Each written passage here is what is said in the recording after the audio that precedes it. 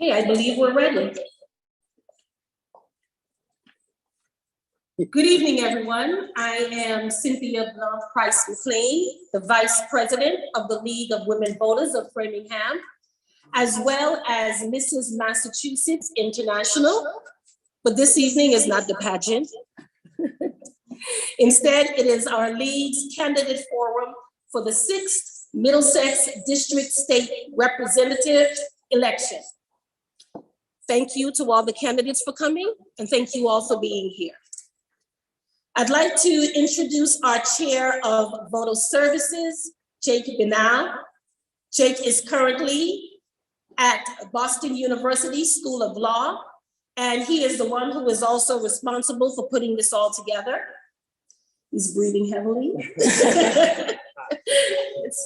You're doing a great job. Jake has also been a vocal advocate for students and young adults since he was a teenager, having served as a student representative on the school committee and as a trustee on the UMass Board of Trustees. Ladies and gentlemen, please join me in welcoming Jake, who will start tonight's forum. Very much. Everybody on Zoom and YouTube. Sorry for the clumsiness at the beginning of this event, but can't hear you. It's not working. Better. There we go. All right. Well, hello everyone. My name is Jake. I am the Voter Services Chair for the League of Women Voters of Framingham, which is mainly to put on informational events like this, as well as voter registration efforts throughout the city and year. I'm very happy that we have all three candidates for the 6th Middlesex race here tonight to tell you where they stand on important issues that were driven from questions submitted by community partners and residents. This is the first of 3 events we'll be having in this race. We have flyers back there with those dates if you would like to learn more, as well as a QR to submit questions. Tonight, each candidate will have the opportunity for a 90-second opening statement, a 60-second closing statement, and each candidate will have 90 seconds to answer each question. And if a name is specifically mentioned in a candidate's answer, the other candidate mentioned will be able to request a rebuttal at the discretion of our moderator. And with that, I'd like to introduce our moderator tonight, Margaret Cobb from the Lexington League of Women Voters.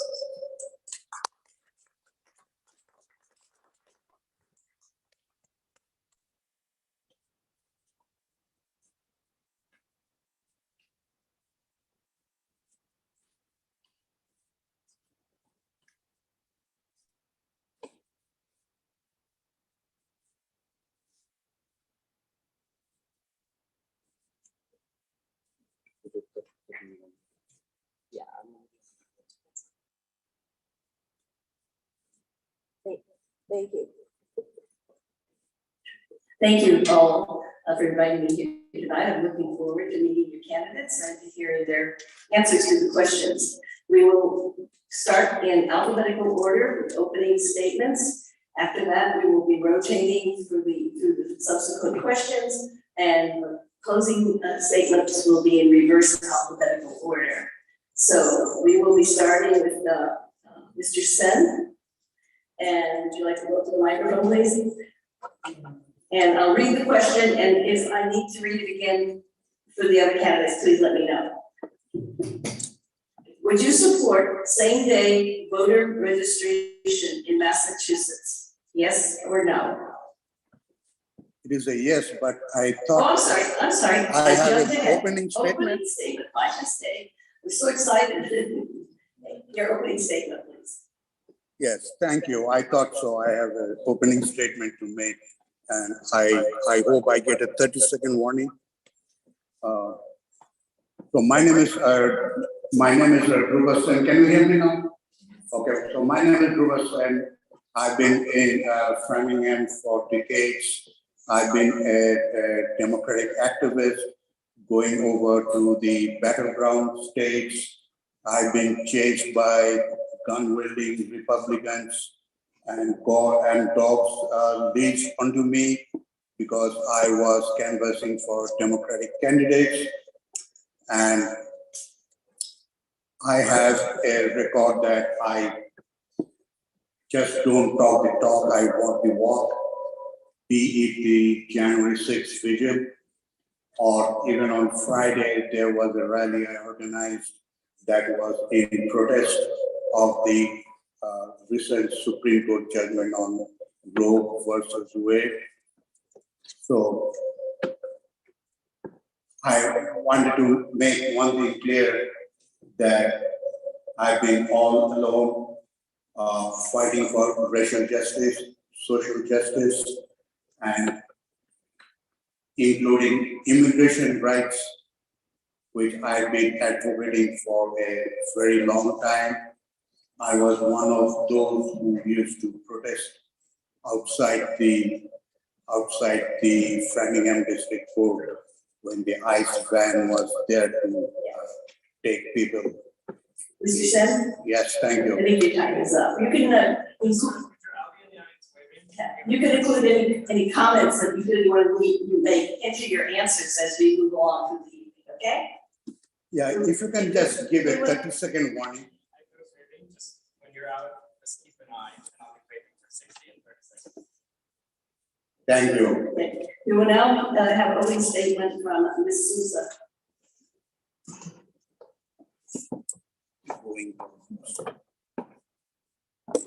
Can you hear me? All right. Good evening. Buenas noches. Buenas noches. Thank you for the opportunity to be here. My name is Priscilla Souza, and I am a proud member of the Framingham community. I moved here to this country with my family when I was 7 years old, and I enrolled in the Framingham Public Schools. Today, I work in renewable energy, and I serve on the Framingham School Committee, where I was elected since 2020, and I was elected chair by my colleagues.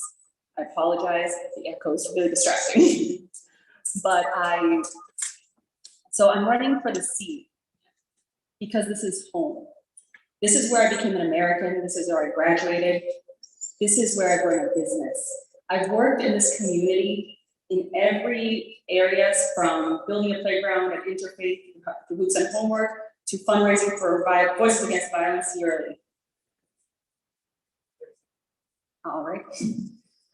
And Daniel's table at the head of the pandemic, when they needed to make a list that made geographic sense for our volunteer drivers, David Blaze handed me the sheet because I know these streets by heart.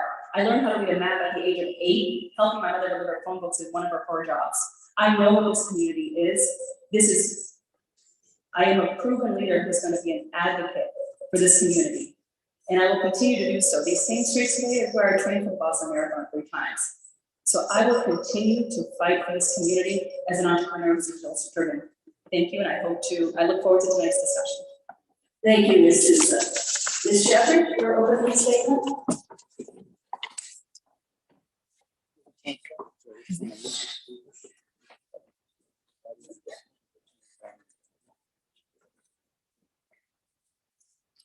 Good evening. My name is Margaret Shepherd. I have lived and operated a business in Framingham for 30 years. I serve as a town meeting member and as a city council. I work to approve the Community Preservation Act, the Sustainability Committee, the ban on single-use plastic bags, to move forward with the Arby Street and Mary Benson Park cleanup, to create the Arby Street Pocket Park, and in denying approval of a potential harmful car storage in this area. As your rep, I will keep working to assure that we will achieve net zero carbon greenhouse emissions and continue to invest in green energy. I created the Welcome Immigrants Task Force and the City Council resolution to support the Work and Mobility Act.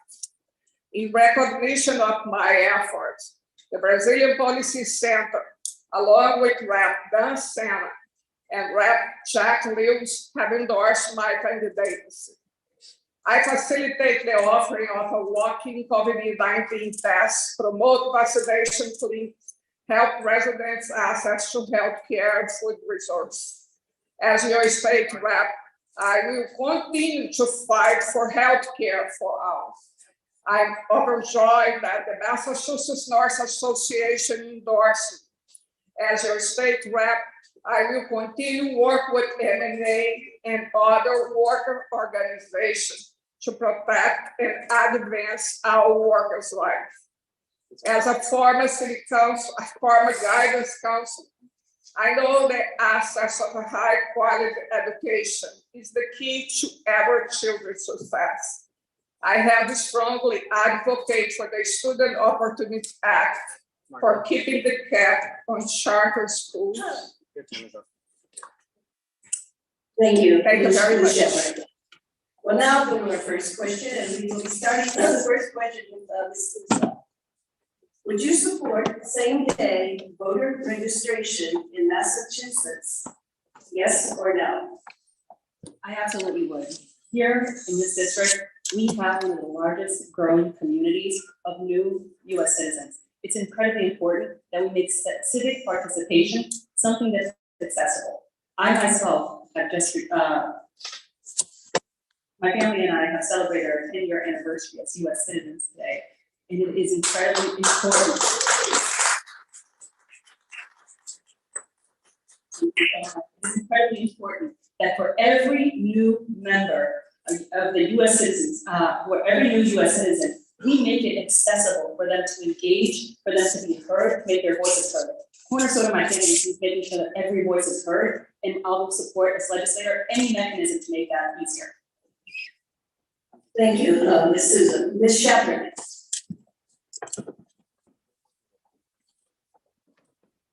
I strongly support. I have been working for many years to increase voter registration in Framingham and beyond with many organizations around the state. I think there is no data that proves that can be any problem on us to approve the same-day registration. And as I said, I will definitely vote in favor. Thank you, Ms. Shepherd. Mr. Sin.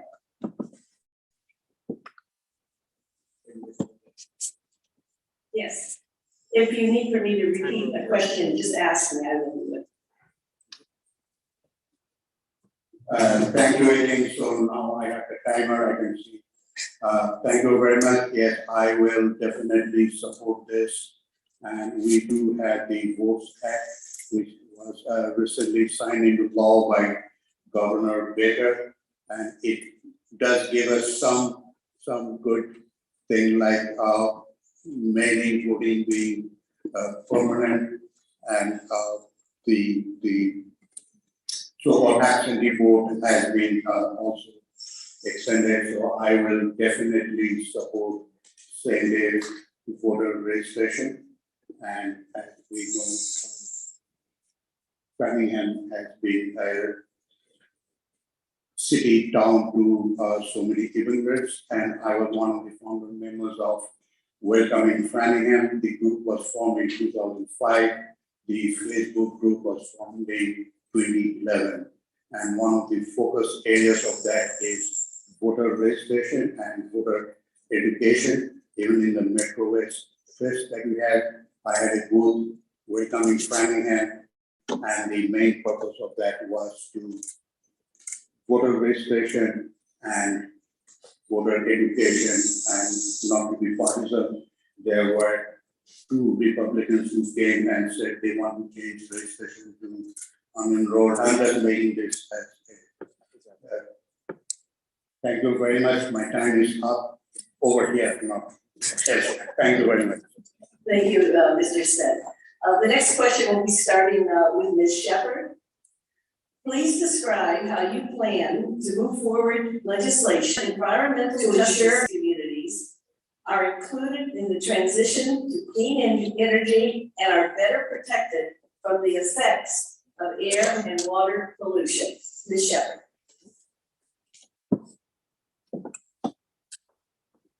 The work of state rep does not happen vacuum. I will work in collaboration with my colleagues that are already advancing legislation, proposing legislation, and correspondence. And I will make sure that the every step that the state files, we want to follow up and we will achieve the goals that we have.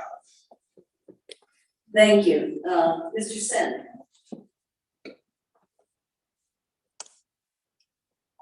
I'll repeat the question. Please describe how you plan to move forward legislation to ensure environmental justice communities are included in the transition to clean energy and are better protected from the effects of air and water pollution. So one thing at the outset I would like to mention is there cannot be any environmental justice without racial justice. You look at Flint, Michigan, it would not have been as it was in Flint, Michigan, if it had been a place inhabited by 95% of white people. But when we come here in Framingham, we see all the environmental injustice is focused on the south side where the poor and the people of color they live.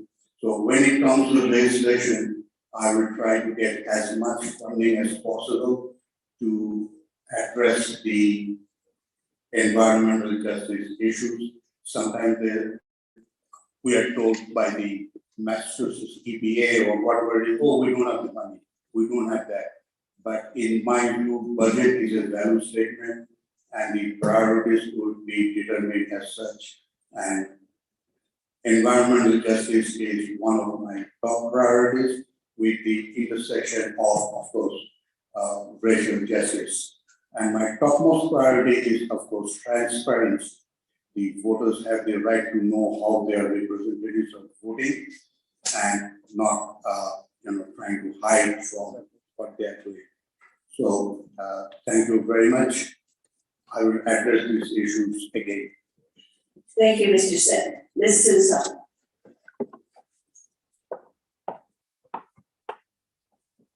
Thank you so much. So I work in the renewable energy industry. I spend my days talking to families who are low income, families in immigrant community, and families that are minority communities about what renewable energy is. And it comes down to nobody has a vendetta against the environment, at least for the majority part. It's lack of information and accessibility. We need to make the transition for renewable energy more accessible. The state has been wonderful with smart credits, SRECs, and other incentives. However, this information isn't getting to the people. Another issue that we need to address is the fact, Mr. Drew was right, environmental justice. We cannot have a conversation about the environment. Right now, we are sitting less than 1 mile from 3 contaminated sites. What kind of a message does that send to the children, to the families of this community? If our legislators are not addressing because of lack of funding, because of lack of advocacy, because of lack of leadership, that we have not cleaned up these sites. This is something that is an absolute priority to me as a state legislator. As to how to make this happen, the way I do it on the school committee, building coalitions. Any legislative body, I am the chair of a legislative body, and anybody will tell you only have so much power as those that you can bring to your side. So sharing information and building coalitions is how we're going to get there.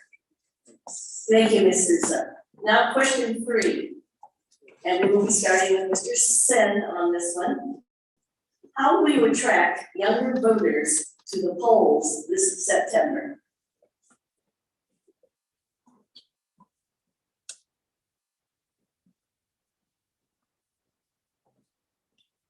Thank you for the question.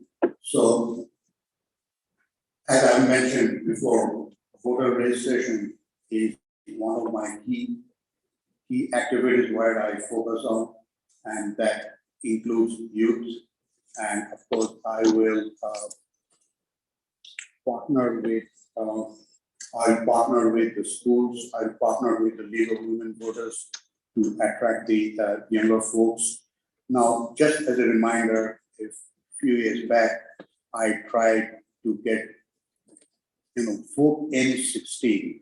So that is the movement statewide, which says that let people, students of the age 16, they start voting at least in the local election, not necessarily the federal election.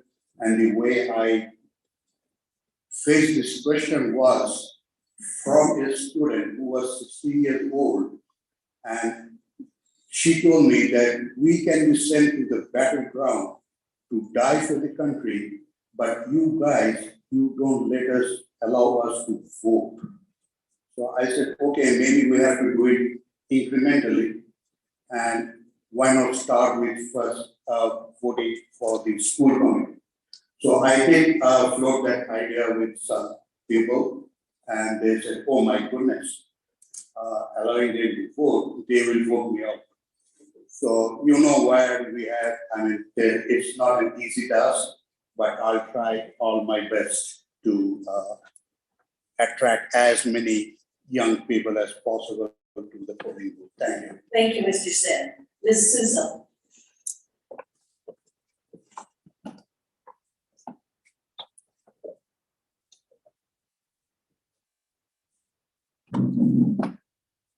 Do you mind if I ask you to repeat the question one time? How will you attract younger voters to the polls this September? Well, we can start by not treating them like a different species. As somebody who's often called the young candidate in this race, I'm not that young, by the way. It's very interesting to the way we treat younger voters like an entire separate class of citizens. I knocked on almost 3,000 doors at this point, and let me tell you, their concerns, the young people's concerns, are ours. You can start by addressing issues and cutting down through the noise, cutting down through the pearl cut clutching. Sorry, by legal break. And addressing the issues where they're at. Over the past week, the Supreme Court just launched an attack on women of reproductive age. We need to start engaging them in these conversations, engaging them in the issues, affordability of this town, and issues of equity that actually impact their pockets because they're spending money here too, they're buying houses here too, they're building families here too. So how about we start by treating them like grown-ups? Thank you, Ms. Susan. Ms. Shepherd. I have been working, engaging voters, and registration voters. As I said, not only in Framingham. This is a never-end work. And especially as a mother, a grandmother, I know the challenge for our youngers to participate. They feel isolated. They feel that they don't belong to the political arena. That's why I stepped in and I candidate for city council for start to prove that anybody can do. If I am a grandmother, a mother, and a deaf person can step in, understand the issues, and work for people, any other young people can do better than me. So they have me as an example, inspiration to participate, to go and vote. And we are also knocking doors to talk with our registered younger voters. Thank you, Ms. Shepherd.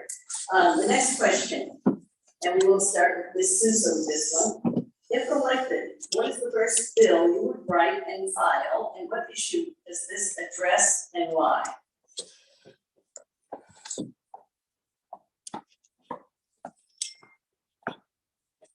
As chair of the Framingham School Committee, I'm vocationally attracted to education. I have seen it impact the children here, and one of the biggest issues that I see impacting the children of this district, of this newly created district, is the inequity in access to preschool education.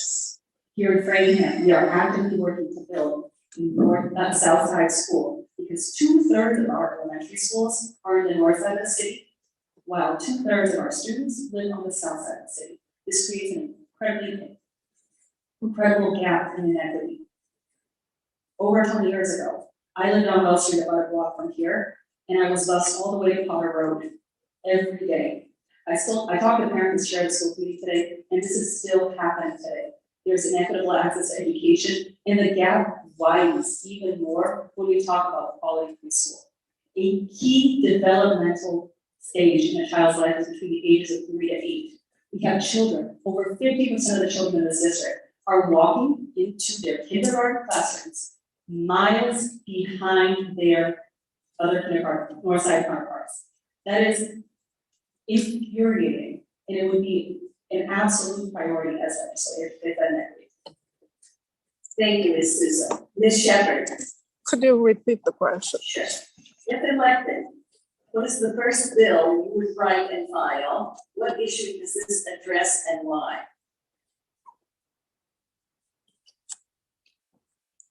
I really could not get the caption if it could speak. Oh, I'm sorry.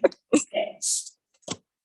If elected, what is the first bill you would write and file? What issue does this address and why?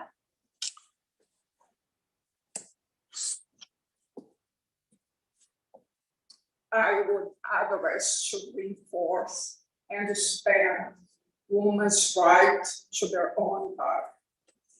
I think our legislator that already do that. We are protecting Massachusetts, but we also need to expand and be a part for every woman in our state to be coming to Massachusetts while we fight to overthrow the decision of the dragon. And I'll tell you, devastating from the Superior Court. As I say to that will be my first mission. As a person, as a woman, as a grandmother, is my everyday mission. Thank you, Ms. Shepherd. Mr. Sen, would you like me to repeat the question? Yeah, if you can. Sure, right, by the time you get there. Yeah. If elected, what is the first bill you would write and file? What issue does this address and why? So my first bill would be on transparency, which means it need not be a totally new bill. It may be a major revision or a major amendment to anything existing, which would make legislative records and executive records, whenever it is for the people, to be made public records. As we know, many of the good bills, they are sent to committees and it dies there. What happens? Oh, you know the yeas and the nays, but then what happens to you abstain? It doesn't meet the threshold and therefore it dies there. So I'm going to write a bill which will make all those records public records and not necessarily that one has to file and file. That is, lesser the FOIA request. It's more transparent, not that I maximize the number of FOIA requests, it makes no sense. But what I would be, I know I will have a uphill battle for that to make it public record, because what happened is even, some people, they call progressives, many of them, they voted against a House amendment bill, which will make them transparent to the public. So as Malcolm X said about some of them mastered the art of lying and hypocrisy, we need to take care of that. Thank you very much. Thank you, Mr. Sen. The next question will be starting with Ms. Shepherd. And the question is, if a parent approached you right now expressing concerns their family had no food, what would your response be? Ms. Shepherd.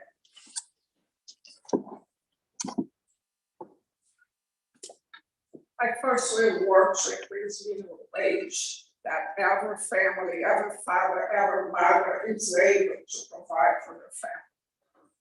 And second, I will support organizations throughout the state. They are providing families and transition with support. And also work to improve government programs like SNAP that being so grateful for during the pandemic. So I think it's a priority for the government to understand that we need to be able, as a working family, to provide for our family first. Then we can help for those who are going through difficult times and make sure that everyone in our state will not go hungry. Thank you, Ms. Shepherd. Mr. Sen? I will. If a parent approached you right now, expressing concerns that their family had no food, what would your response be? Thank you for the question. And as you know, I'm not a very wealthy person. If I had been, then I would have definitely tried to alleviate the parents' concerns. But I will try to work with organizations, advocacy groups, which do help such parents in need of food, shelter, whatever it is. And if permitted, I do help people in distress.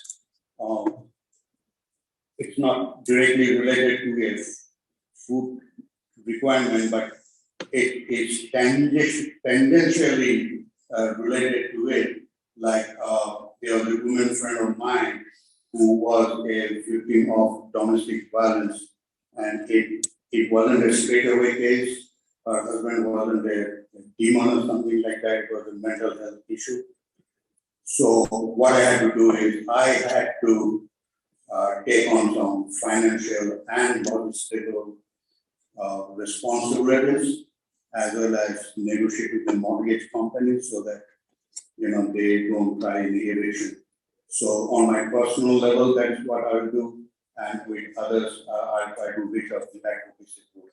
Thank you very much. Thank you, Mr. Sen. Ms. Sousa, would you like me to repeat the question?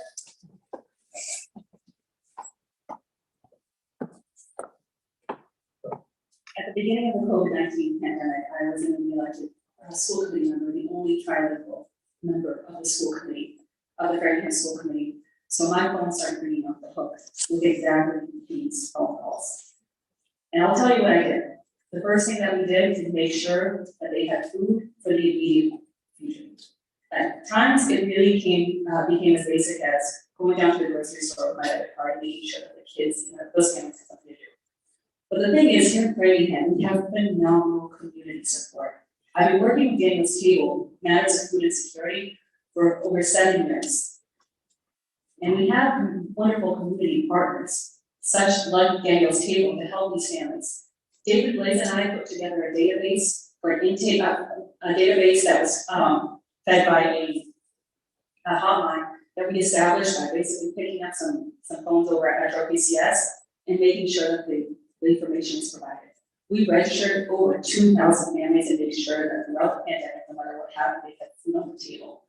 Next, we funnel them to other long-term community partners. That is what I will do. As a legislator, it is incredibly important to have these community connections, to have these relationships with our partners, to make sure that we can call upon them whenever we get a devastating phone call like that.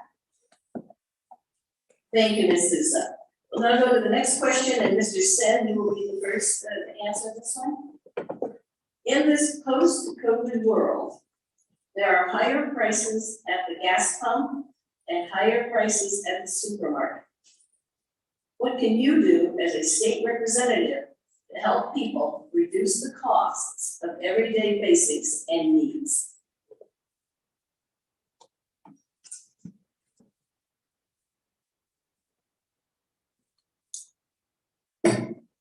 So this inflation, gas price rise, etc., that's more of a federal issue. That is given, President Biden is talking about gas tax holiday. Even at the state level, there are some discussions, but those are actually patchworks, and it's not going to solve the problem as such. The increased gas prices, that impacts everything else. We call that a supply chain problem. Anyone working in the retail would know that is known as the supply chain problem because of gas tax, because of the gas price hike. So in my view, as a legislator, I will push for a green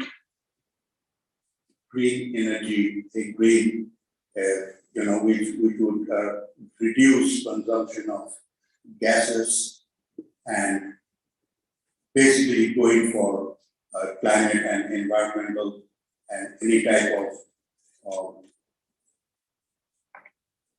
activity, tasks that can be done so that the consumption of gas can be reduced. Because otherwise, just reducing the tax and all those things, I don't think that's going to solve the problem.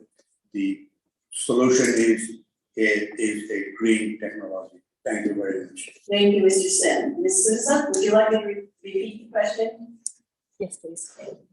In this post-COVID world, there are higher prices at the gas pump and higher prices at the supermarket. What can you do as a state representative to help people reduce the costs of everyday basics and needs? Affordability in Framingham is a tremendous issue. It's getting more and more expensive here. And I hear every day of families who help build this community who are being priced out even before COVID. COVID has exacerbated the issue. We feel it at the pumps, we feel it at our grocery stores. And while Mr. Sen is right, there's not much to be done about gas prices. We can increase accessibility to alternative modes of transportation in order to make sure that getting from point A to point B, which is many times a job, more accessible. We also, at a state level, can increase the accessibility to food. Partnerships, supporting legislation that provides incentives for minority food growers and farmers, and ensuring that we have more options, we create more competition in the field, and making everything more accessible so that people are not feeling the pain in their pockets. It's the least that we can do as legislators to make sure that people can get from one place to another and they can put food on the table. Thank you, Ms. Souza. Ms. Shepherd, would you like me to repeat the question? I think the emergency situation requires temporary measures that can mitigate for society to go across the problems. I support the proposal of temporary eliminating tax on gas, and this would be a ripple effect of everything. As a small business owner, I went from spending $30 a week on gas to $60, $70, sometimes $80. That is heavy on my budget. And I'm sure about our water source part.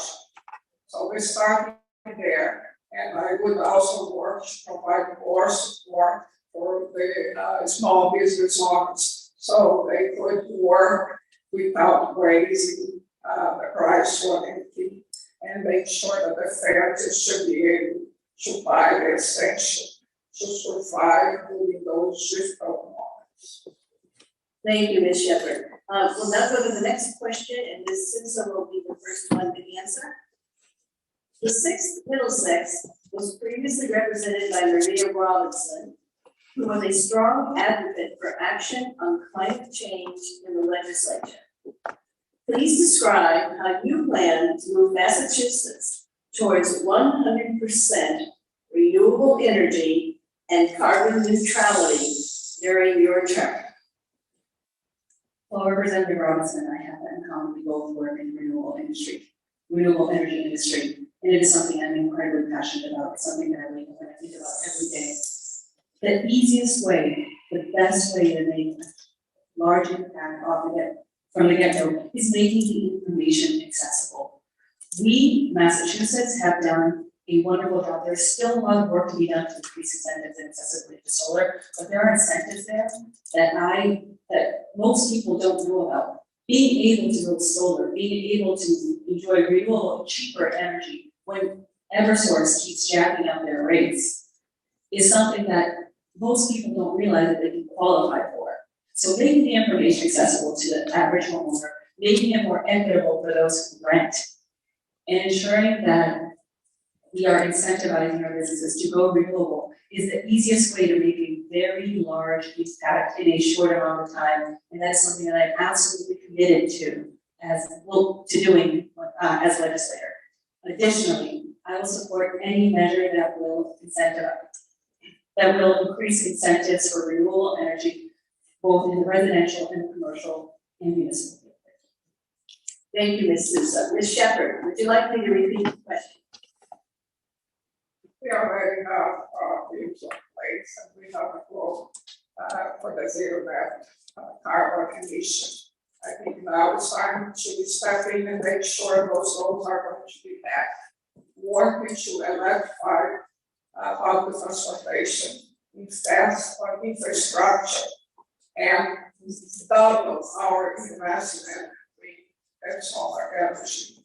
That way, we not only will address climate change, but we also create jobs. We also will provide for the families that have been affected on the social justice side.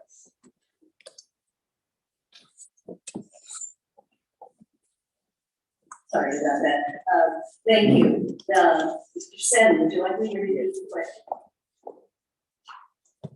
The 6th Middlesex was previously represented by Maria Robinson, who was a strong advocate for action on climate change in the legislature. Please describe how you plan to move Massachusetts towards 100% renewable energy and carbon neutrality during your term. So just at the outset, I would like to make a clarification. 6 Middlesex is no longer the northern part of Framingham. 6 Middlesex is now the southern part of Framingham, which is flipped. So just I want to make that clarification that is how. There are many who are just confused. They say that no, I'm in 7 Middlesex, you are from 6 Middlesex. I can't vote for you. So anyways, that's but in terms of making this, I absolutely agree. We have to go in for as much as renewable energy is possible. And I agree with Ms. Sousa. We need to do whatever is necessary. Again, as I said, budget is a value statement. If we value the green Framingham and green 6 Middlesex, then we have to put in a priority on the budget line items. Will give us more funding to whatever that needs to be done in South Framingham 6 Middlesex. Thank you very much again. Thank you, Mr. Sen. Okay, the next. Change question. Could you repeat the question, please? Right. Did you answer this one already, Ms. Shepherd? You did. That was the one about the environment. No, this will be a new question. I'm sorry. Next one. This is the one about the 6 Middlesex being represented by Maria Robinson. I need to hear the You answered question. that. Yeah, thank you, that's fine. Okay, we're moving on to the next question, and Ms. Shepherd, you will go first this time. This is a long question. The Framingham Teachers Association has called for a moratorium on high-stakes testing as a graduation requirement in public schools, citing such tests as distracting from actual learning time in the classroom, unfair to English language learners, and an ineffective use of public resources. Do you support a moratorium on high-stakes testing in public education? And if so, what would you do as state representative to ensure a moratorium is passed?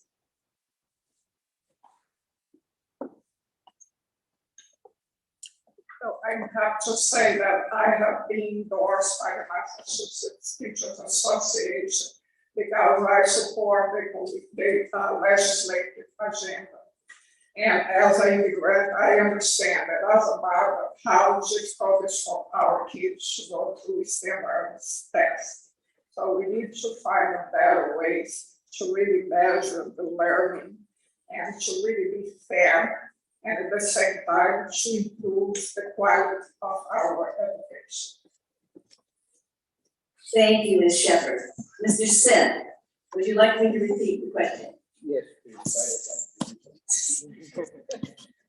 The Framingham Teachers Association has called for a moratorium on high-stakes testing as a graduation requirement in public schools, citing such tests as distracting from actual learning time in the classroom, unfair to English language learners, and an ineffective use of public resources. Do you support a moratorium on high-stakes testing in public education? And if so, what would you do as state representative to ensure a moratorium is passed? Yes, I do support that. Now, to give a little bit of my background as a software engineer, I was also a member of the IBM test evaluation for IBM recruitment, when they try to recruit software engineers. And so that IBM analysis test is basically to find out what are these tests doing?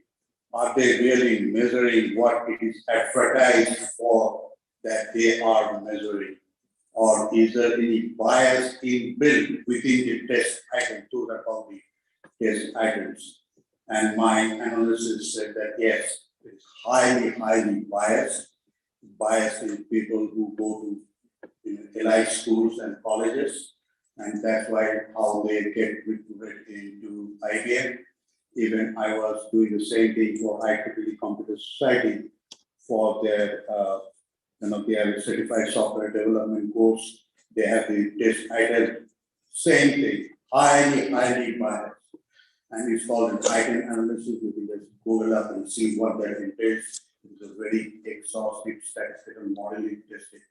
So as a state rep, I'll do whatever is necessary. I'll work with all the advocacy group and stakeholders and make sure that the moratorium is in place and we have something which would be a replacement for this. Thank you very much. Thank you, Mr. Sen. Ms. Souza, would you like me to repeat the question? Good.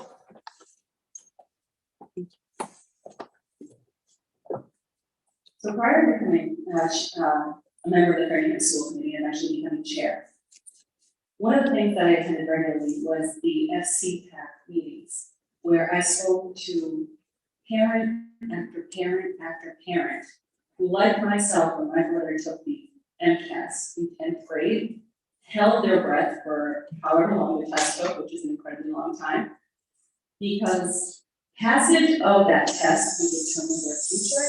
It would determine their shot at their earning capacity, what school they were going to go to, and whether or not they did have a conventional future at all. Too many parents in our community live with that, and teaching for tests does not work. Our teachers are frustrated, our students are frustrated, our families. I have sat with countless crying mothers and fathers trying to understand why this is a requirement and being told time and time again it can't change. And then all of a sudden the pandemic comes. And the graduation requirement is suspended for 2 years. So it is absolutely possible. There has to be a different way to make sure that our children have a fighting shot at a future without the MCAS graduation requirement. And I absolutely support a moratorium on MCAS. Thank you, Ms. Souza. The next question now we will start with Mr. Sen. Housing prices are skyrocketing and supply is limited. How would you address this in the legislature?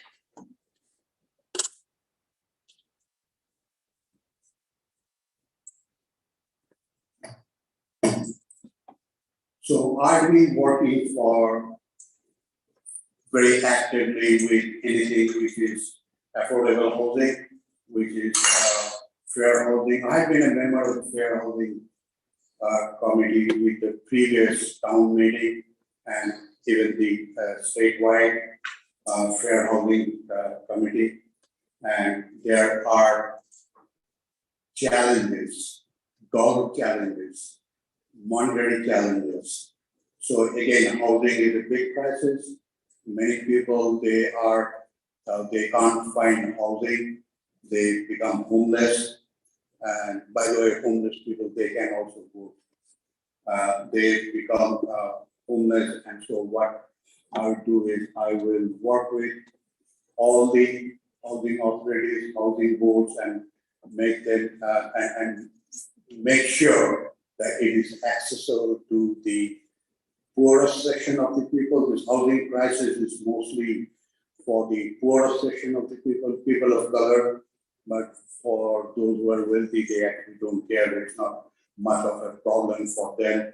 Like, those who live in Snopcott, I'm sure they don't care much of, sorry for that. They don't care much of high housing prices, but I will work my best as a value statement, my budgetary line item would integrate to give more money to the housing needs. Thank you. Thank you, Mr. Sen. Ms. Souza, would you like me to repeat the question? Yes, please. Housing prices are skyrocketing and supply is limited. How would you address this in the legislature? Massachusetts is facing a tremendous supply shortage when it comes to housing. It is not a matter of just those who are homeless. Young families are having a hard time finding houses. As a candidate who was endorsed by the Carpenters Association, we need to start incentivizing more membership in the trades. We need to start creating incentives for building more housing and making these opportunities more accessible. We are hearing about families in Framingham who are having to put down offers that are tens of thousands of dollars above asking and being priced out of an opportunity to live in our community. It is an incredibly sad thing. We also need to start increasing the standard of what we hold public housing to be accountable for. Here in downtown Framingham, we have our small business owners will tell you, there are people throughout the day who live in government housing who just simply can't stay there because the environment is just not pleasant for them to be during the day. So we need to start respecting those who are on assistance. We need to start providing them with more respect and making sure that Framingham is a good place to live. Thank you, Ms. Souza. Ms. Shepherd, would you like me to repeat the question? Yes, please. Housing prices are skyrocketing and supply is limited. How would you address this in the legislature?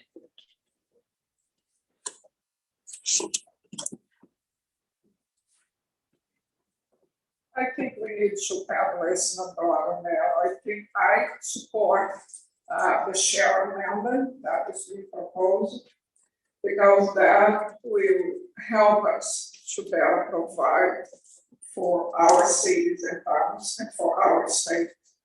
And at the same time, we will promote more development and more government equity.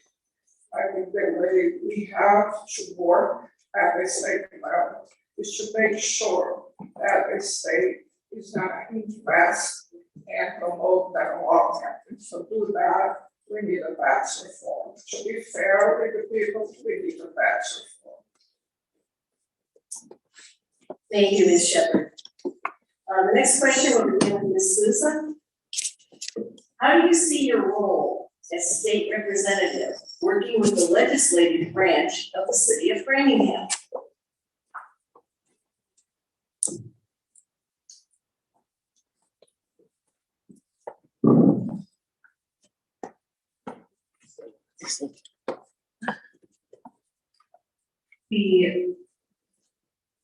As a member of the Framingham School Committee, as a chair of the Framingham School Committee, I am thankful to have productive relationships with other members in all parts of government. Here in Framingham this year, we've been able to pass the budget with a 5% increase thanks to a massive Chapter 70 increase sent by Karen Spoka. But our budget was able to increase first and foremost, also in collaboration with both the executive branch and the legislative branch of the city. So I will continue my mission to work with anybody who wants to make Framingham a better place. And I see the opportunity I see my role as a legislator completely dependent on having a productive relationship with the leadership in the city. And we saw that in action Money was brought to Framingham, and we were able to put it to every child, children that inhabit these hallways every day. So I will continue to work, and continue to have a productive relationship with all the city leadership at every level. Thank you, Ms. Souza. Ms. Shepherd, would you like to repeat the question? As a former city council for 4 years, I understand how important this relationship is. And that's why I work closely with our rep, Jack Reeves, and that's why I have his support in this election. We need to work together to establish priorities, to work on the state budget in the way that we can provide for head revenue and guarantee that the schools have enough funds. And also that we're going to be able to further improve the cleanup on the 3 contaminated sites in this area. That's how I see the relationship between the state rep and the city council. And actually, as a human being, I was very fortunate to be respected and to be accepted by my colleagues at the city council. I didn't have ever any problem with any of the city council or any of the state reps or any other person of our delegation. I think as a mother and mother, as a immigrant, I understand how, and as a vet, I understand how important it is to hear. And that's what sometimes is missing. Collaboration only will come after we are able to listen to each other instead of work on personal political agendas. Thank you, Ms. Shepherd. Mr. Sin, would you like to repeat? Yes. How do you see your role as a state representative working with the legislative branch of the city of Framingham? Thank you. So I've been working very collaboratively with the city council. And of course, I'm not going to micromanage. I'm not going to lecture them. But let me give a few examples.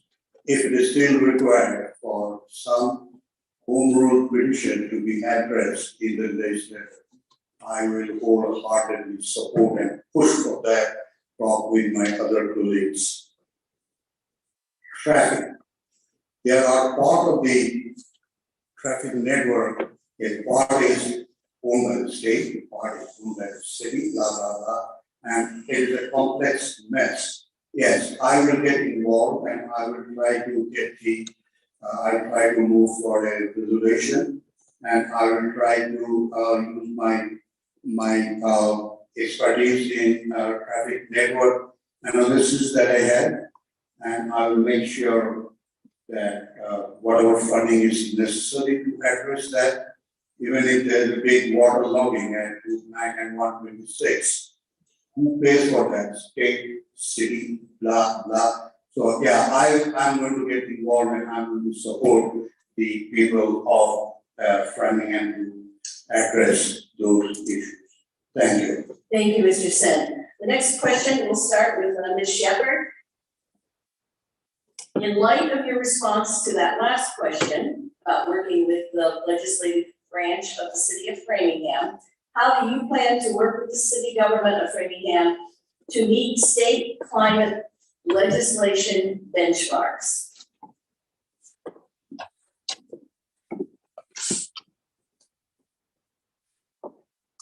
Again, I think we need, as a state government, stepping and help financially city and towns. Our residents cannot afford to have tax rates. We need the ARPA fund to be used to finish the cleanup of the 3 contaminated sites. And this work has to be done in collaboration with the administration. Again, if we approve the share agenda, we're going to be able to also provide for city towns to address the electrification of the fleet that will help us to achieve zero carbon emission. The vision of the state only one will be successful when every city and town receive the needed support to be on board. Thank you, Ms. Shepherd. Mr. Sen, would you like me to repeat? In light of your response to that last question about working with the legislative branch of the city of Framingham, how do you plan to work with the city government of Framingham to meet state climate legislation benchmarks? Yes, so the city council and the city executive, they are the co-equal branches of the government. So whenever the city council is bringing forward a resolution or an ordinance or whatever it is, but then the executive may be, looking for funding. That is always has been the case. Who pays for it? And again, as I said repeatedly, budget for me is not just a juggling of numbers, it is a value statement. If we are valuing the greenification of the city, if I'm permitted to allow that phrase, then yes, I will be working with the state. I'll be bringing whatever funding is necessary. Now, given a benchmark, so there we have a target, and then we have to work backwards. That is the 101 of any program management or project management. And once we do we go backward, we know where all those work breakdown structures are there and how much they cost and how much can be paid by the city and how much will have to come from the state. That is where I get involved and I will work with the city government to bring in that money. Thank you. Thank you, Mr. Sen. Ms. Souza, would you like me to repeat the question? Yes, please. In light of your response to that last question about working with the legislative branch of the city of Framingham, how do you plan to work with the city government of Framingham to meet state climate legislation benchmarks? Somebody who works in the renewable energy industry, I've probably lost count of how many phone calls and how many conversations I've had with members of our city council explaining what solar is, explaining renewable energy, SRECs, smart credits, the federal tax credit, and so on and so forth. It really comes down to sharing information and what's available to both the city, to our residents, to our commercial partners, without costing the taxpayer a single cent. These funds are there and other communities are taking advantage of this. Now, it is incredibly important that we both continue that conversation and to collaborate on the things that we can do on the city side to facilitate the growth of renewable. In the Framingham Public Schools, we are now going solar on 2 of our buildings and hope to increase that very soon. But it all comes to sharing information and giving our elected officials here at the municipal level also a direction for where to go. Most people don't know that the solar process, the renewable energy process needs to go through a permitting. That it is pivotal to have collaborative conversations and a collaborative relationship with our municipal leaders in order to make sure that that process is streamlined.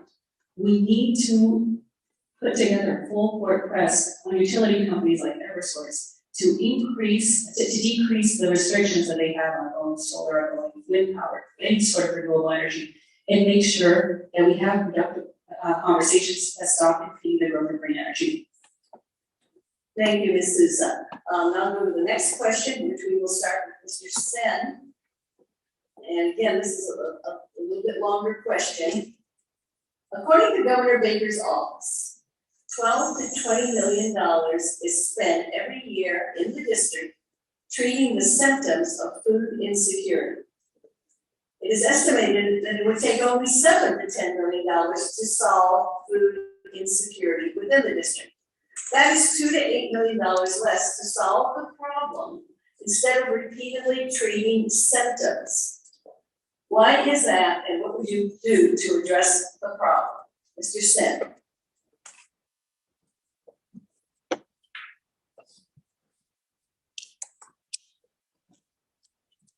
Well, with all due respect to the governor's office, I would need to do a little bit of research on those numbers because I'm not quite certain that it is that simple it is that linear fashion that, that things go that like that. But we do have something called the Fair Share Amendment Act, which will be on the ballot in this November. And the primary focus are, education, in transit and all those things, but we can always gain $2 billion, we can always use that and to address his concerns that it is just, it's nothing. But I would take it on advisement and those figures, sometimes they're just thrown out just to throw us out. So I would do some research on those numbers, but the way to go about it, if that's true, if we need more money, again, there are various sources that we can resort to. The number one is, of course, the Fair Share Amendment, which, of course, is 4% on top of the $1 million. So if someone is earning $1,010,000, that additional tax is not on $1,010,000, but it's on the 10,000 that he remembered. Thank you very much. Thank you, Mr. Sen. Ms. Sousa, would you like me to repeat the question? Yes, please. According to Governor Baker's office, $12 to $20 million is spent every year in the district treating the symptoms of food insecurity. It is estimated that it would take only $7 to $10 million to solve food insecurity within the district. That is $2 to $8 million less to solve the problem instead of repeatedly treating symptoms. Why is that, and what would you do to address the problem? Now, assuming the governor's calculations are correct, it is easy to understand how this happens by a simple 5-minute conversation David plays over at Dana's table. It's repetition of services. We have families that have been, there's a lack of communication happening among nonprofits. So there are people repeating services while the most vulnerable are getting left behind because of a lack of access. We need to increase conversation among these social services agencies and create fostering an environment where they can collaborate together so that we can avoid this repetition of services and ensure that no home in Framingham, no home inside this district is food insecure at any point in time. Another issue in the legislature that I would support is the decrease in restrictions to food donations. A lot of money is lost, and millions and millions of dollars is lost every year because food can be donated by grocery providers, by food providers, because of the undue restrictions that are placed on them to get the food, that is perfectly good food, to people who absolutely need them. So I will support any measure to do that, to avoid the repetition of services and ensure that it is easier, it is more accessible to safely donate food to the people that need it the most. Thank you. Thank you, Ms. Sousa. Ms. Shepherd, would you like me to repeat this question? Again, I think we should make sure that every father, every mother can afford to take care of their family, to put food on the table. The worst feeling that you can probably have is the need to ask for food. You can ask for work, but it's hard to be asked for food because workers are proud of being able to provide for the families. I understand that the number seems right now, but if we compare to the size of our population with our state budget, I don't think they are enough to provide the service we need to provide, not only to assist with food programs, but for training, for job training, for job offer, for economic development. We are standing here in an area that was most affected, most abused by contamination. We don't know the effects of this on the people who live in this area. We don't know if they have trouble to hold a job. We don't know what the emotional situation is. So we need to address the cause of food insecurity and at the same time make sure that no one will go hungry while we figure out how we're going to work this. Thank you, Ms. Shepherd. We're now going to go to the last question before we move on then to closing statements. And Ms. Souza, you will begin with the last statement. Higher education is not affordable for many people. Are you in favor of making state colleges and universities free for students? If you were writing a bill, what would be the qualifications for free higher education that must be included? Me first? Sorry. Oh, yeah. Sorry.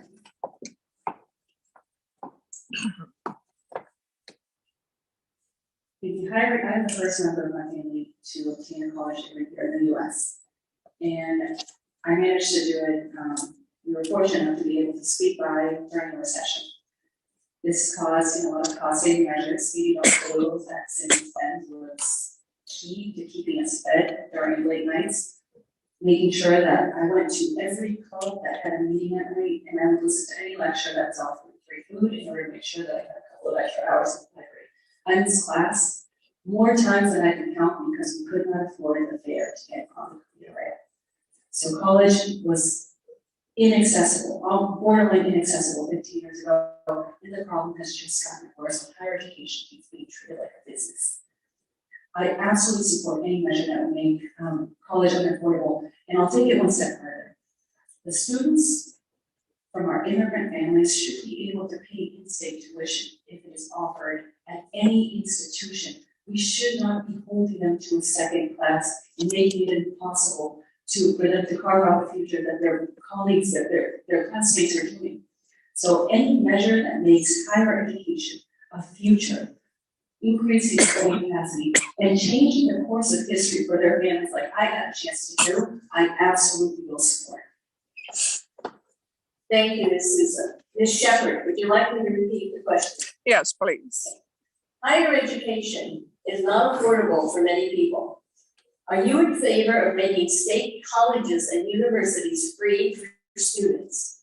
If you were writing a bill, what would be the qualifications for free higher education that must be included?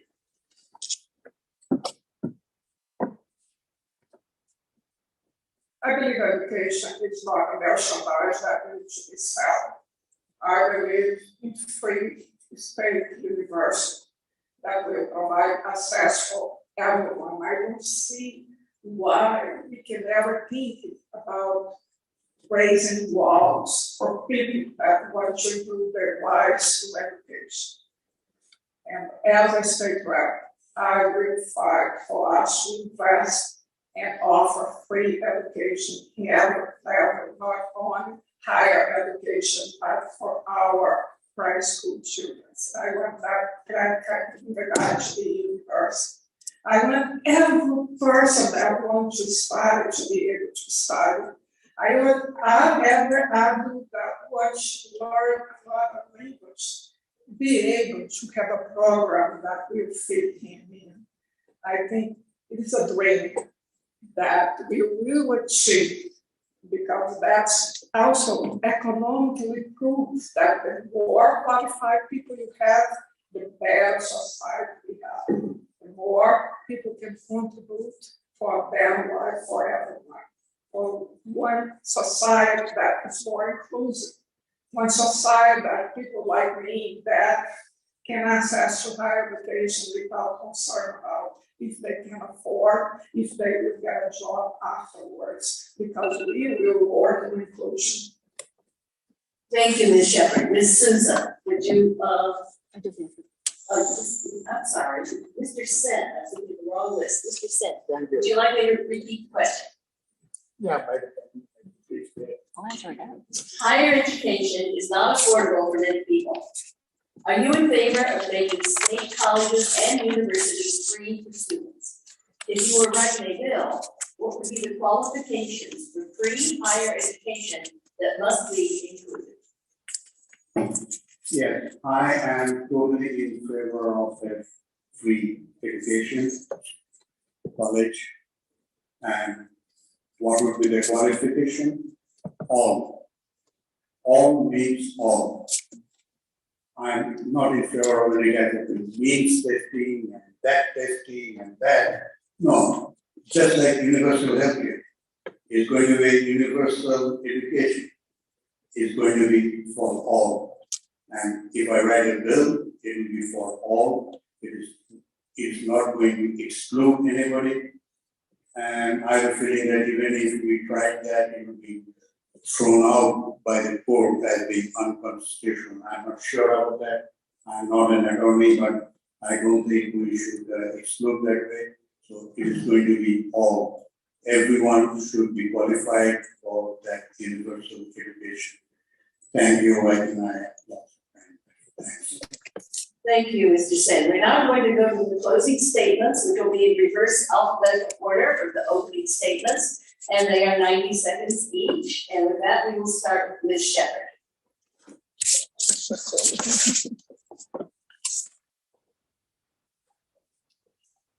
The state rep work involves collaboration, support, and respect from residents and other elected officials.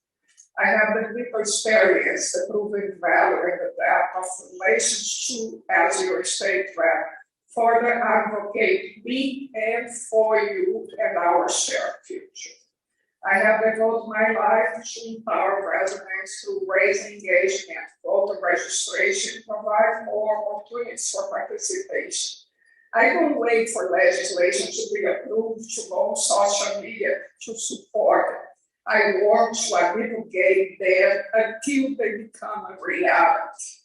Above all, I'm committed to the Democrat platform, and this is a Democrat primary. I'm ready to fight for that platform. I ask for your confidence and your vote of advocacy. Thank you, Ms. Shepherd. Ms. Souza.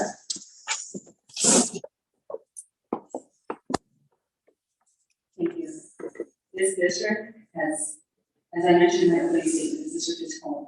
There have been key issues in her home that have been neglected for far too long for lack of proper leadership, inadequate leadership. And it's time to change that. I'm an entrepreneur, I'm results driven, and so are the people in this community. There have been too many issues I'm behind, and I appreciate the opportunity to be here. I thank my other candidates for being here because we care. We've clearly gone through so many issues that touch the people of this district. And it is important.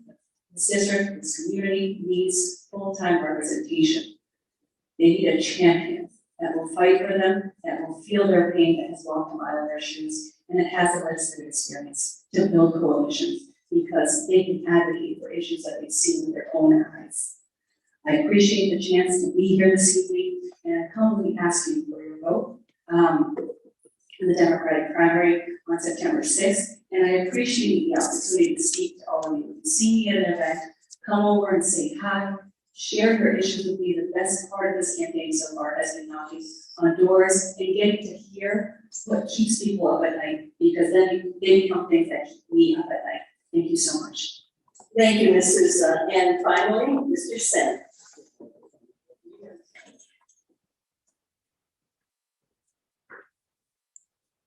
Thank you very much for giving me this opportunity to address the esteemed audience in person and over Zoom. So I'm running for state rep because the decades that I've lived there, I have a feeling that the majority minority voters in the state of they really don't have a voice. There's pretense that there is a voice, but there isn't, and that's why I'm running. And I respectfully request your vote on September 6th during the primary. And just to be clear, my run is just the phase 1 of something which I call Operation Cleanup. Framingham, it has a very toxic environment, very toxic history. Like, oh, he's a Republican, you should never talk to him. Yeah, that's not safe. I mean, we should get rid of this environment, this toxic environment, and particularly cliques who think that they pay my bill, they own me. Well, no, sorry, that's not going to happen. Nobody pays my bill except me. Nobody owns me except me. So yes, and that's why I encourage Nick Paganella to run. And we need to clean it up, and publicly I'm announcing that if he runs registered as a Democrat and first priority is transparency, I am going to contribute $1,000 to his writing campaign. Thank you very much. Thank you, Mr. Sen. And that concludes our program for tonight. I want to thank the three candidates for coming tonight and answering many questions. I want to thank the audience for being here to learn more about the candidates. And I want to thank the League of Women Voters of Framingham for inviting me to be here tonight. Thank you and good evening.